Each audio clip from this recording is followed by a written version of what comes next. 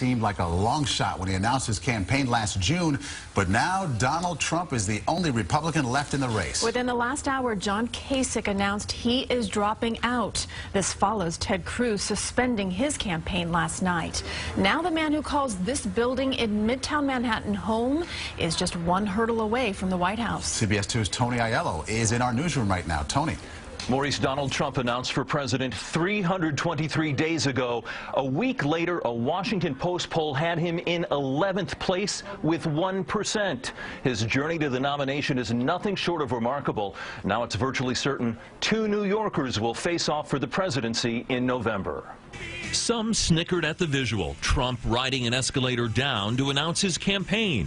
But he rose to the top of a crowded field and is poised to represent the GOP this fall. We had 17 people, all smart, one by one, week after week, boom, boom, boom, gone, gone, gone. This is a historic victory, clearly. Political scientist David Birdsell says few saw this coming last summer. He's been carried to victory by an electorate that is very tired of the way that politics are being conducted today, and he's being carried to victory by by an electorate that wants to see an outsider. Ted Cruz hoped to play the outsider role, but voters didn't buy it.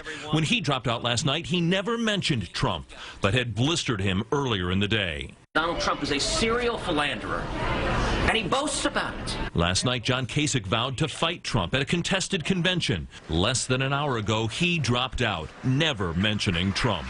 The Lord will show me the way forward and fulfill the purpose of my life. The GOP now faces the daunting task of uniting after a divisive primary. How they come together in Cleveland is anyone's guess at this point, and I'm sure it's keeping Reince Priebus, the chairman of the RNC, up each and every night. The likely Democratic nominee is playing up the Republican divide, pitting faction versus faction. The Clinton campaign releasing a long list of Republican elected officials and activists who say they'll never vote for Trump.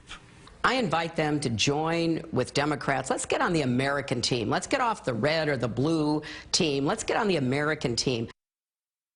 Trump has used the word easy to describe how he'll beat Secretary Clinton in November, but the polls tell a different story right now. A brand new CNN survey has her with a 13-point lead nationwide, and Siena has Clinton up 26 points. Here in the state, they both call home.